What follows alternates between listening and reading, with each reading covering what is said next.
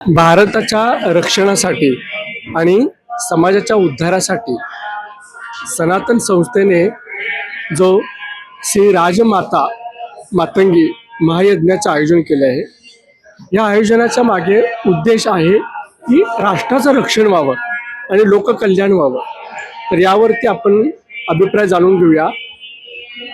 D विस्फुते शाळेचे संचालक Shri Dhanraj विस्फुते sir, तुम्हाला या महायज्ञात उपस्थित झाल्यानंतर काय अनुभूती आलेली किंवा काय अनुभव आला आहे आणि अशा यज्ञांचा जो हेतू आहे तो कुठला वैयक्तिक नाही तर राष्ट्रीय कल्याणाचा हेतू आहे।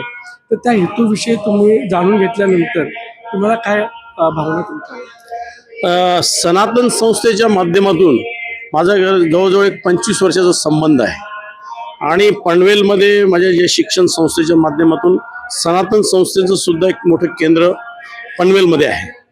आणि मला याची इतकी अनुभूती आली आहे की ज्यावेळेस गोव्यामध्ये शंखनाद महोत्सव झाला तर शंखनाद महोत्सव मी स्वतः 3 दिवस उपस्थित होतो।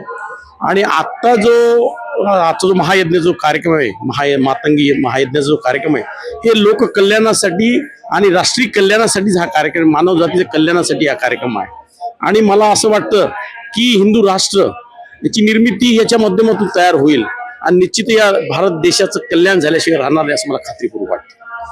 सर, तुम्ही या महायज्ञात प्रत्यक्ष उपस्थित झालात, मंत्रोपचार होत आहेत, दैवतेचं अस्तित्व जाणवत आहेत, या सगळ्या स्थितीत तुम्ही काय अनुभवत आहात ही परिस्थिती? श्री राजमातंगी महायज्ञ याच्यात मी स्वतः आता उपस्थित राहिलोय। आज या सिद्धिविनायकाच्या पायथ्याशी आम्ही जेव्हा ही महायज्ञ पाहतोय, अनुभवतोय, याच्यामध्ये जे भावी पिढी आहे, जे मुलं आहेत, भावी पिढी या भारत देशाची, यांच्या कल्याणासाठी हा महायज्ञ आणि लोककल्याणासाठी हा महायज्ञाची मी स्वतः अनुभूती घेतलेली आहे। आणि गेल्या जवळजवळ 1 तासापासून मी या महायज्ञात सहभागी झालेलो आहे।